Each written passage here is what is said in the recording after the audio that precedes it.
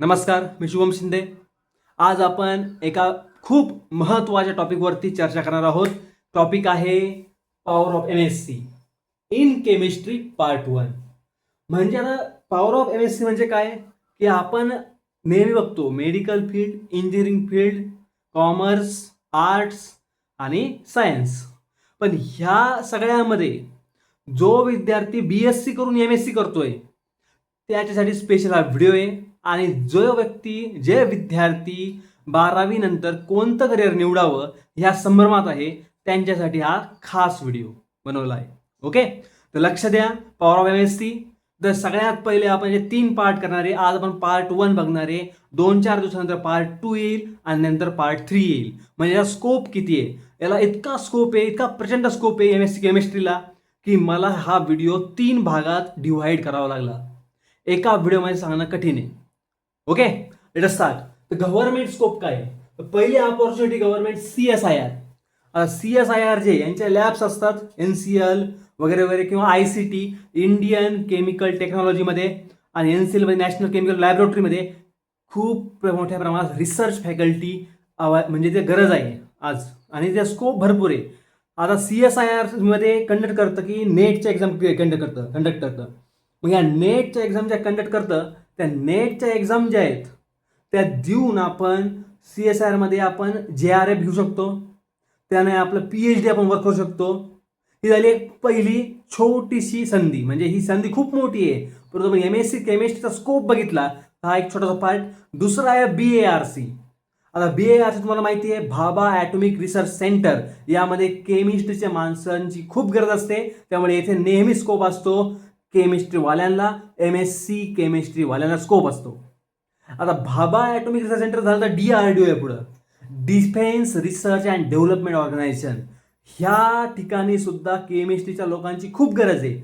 मी सांगतोय काय, की आपण हा व्हिडिओ बघतोय, तुम्हाला डिटेल पूर्ण सांगेल मी, काय काय स्टेप्स आहेत पुढं मी सांगणार आहे. लक्षपूर्वक बघा. DRDO.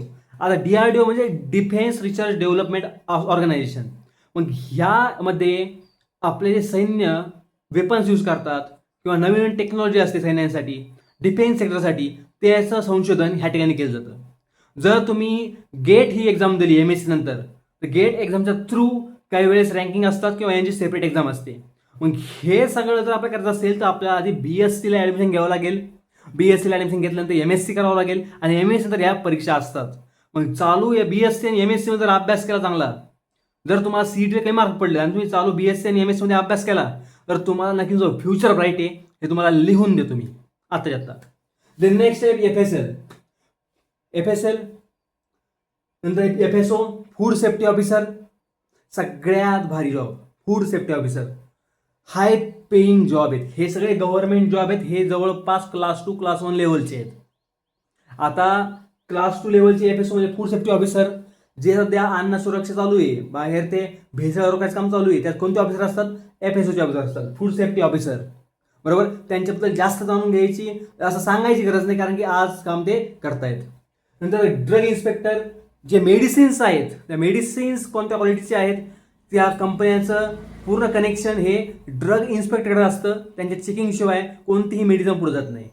म्हणजेच काय, तर ड्रग इन्स्पेक्टर एवढी महत्त्वाची पोस्ट कुठून भेटते आपल्याला? MSc केमिस्ट्री झाल्यानंतर शासनाच्या परीक्षा असतात, त्या परीक्षा दिल्यानंतर त्यात आपण मेरिटला आलो किंवा आपण आपल्याला जागा भेटली तर आपल्याला ते पद भेटू शकतं.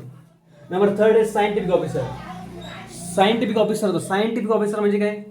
सायंटिफिक ऑफिसर म्हणजे तुम्ही सायंटिस्ट देखील होऊ शकता. सगळ्यात मोठी गोष्ट आहे, ते बी शासनाचे सायंटिस्ट. ते सोपी गोष्ट नाही, त्याला भत्ता खूप भेटतो. 81,000 पेमेंट आहे स्टार्टिंगला, आणि लॉंग रेंज बघितलं तर 4 लाख 5 लाख पर महिना आहे, एवढा पेमेंट आहे.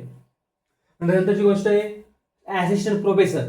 जे बहुतांश लोक ट्राय करतात असिस्टंट प्रोफेसर म्हणजे सिनियर कॉलेजला MSc बेसिस शिकवण्यासाठी नेट सेट क्वालिफाय केल्यानंतर, net exam set exam qualify केल्यानंतर त्यांना काय भेटतंय? असिस्टंट प्रोफेसर ही पदवी भेटते. त्या ठिकाणी त्यांचं काम झालं, ते रुजू झाले, ते त्यांचं लगेच सिनियर कॉलेजला वर्क सुरू होतं. आणि त्यासाठी तुम्हाला काय आवश्यकता पाहिजे? MSc सोबत नेट किंवा सेट क्वालिफाय असणं गरजेचं आहे. नंतर आहे MPSC आणि UPSC मध्ये पदे.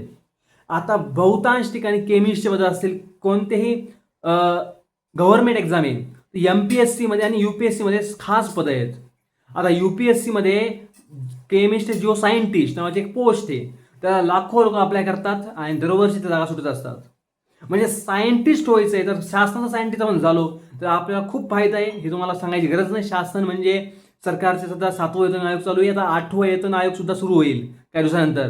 त्यामुळे पगार खूप आहे, खूप पोटेन्शियल आहे या फील्डमध्ये.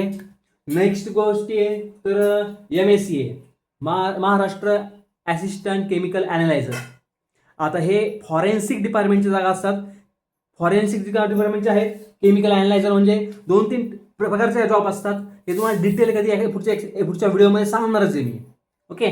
नंतर आहे महाजन केमिस्ट, जे आपण महावितरण कंपनी बघतो त्या ठिकाणी केमिस्ट जे आहेत ते पण आपण जॉब भेटू शकतो. म्हणजे जॉबची कमतरता नाही. MSc केल्यानंतर जॉब भरपूर. हे फक्त मी सांगेन तुम्हाला गव्हर्नमेंट सेक्टरचे.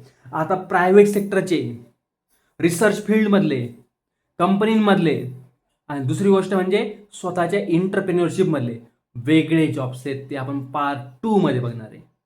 आणि त्यानंतर आपण बघणार MSc फिजिक्स, आणि त्यानंतर बघणार MSc लाईफ सायन्स, आणि नंतर बघणार आपण MSc मॅथमॅटिक्स यातील पोस्ट. कारण की हा व्हिडिओ मला आवश्यक वाटला, कारण की बहुतांश विद्यार्थी हे संभ्रमात असतात की आपल्याला CETला मार्क कमी पडले, आपल्याला JEE नीटला मार्क कमी पडले, आता आपलं पुढं काय होणार. अहो विद्यार्थ्यांनो, तुमचं भविष्य उज्ज्वल आहे. तुम्हाला लाखो संधी आहेत.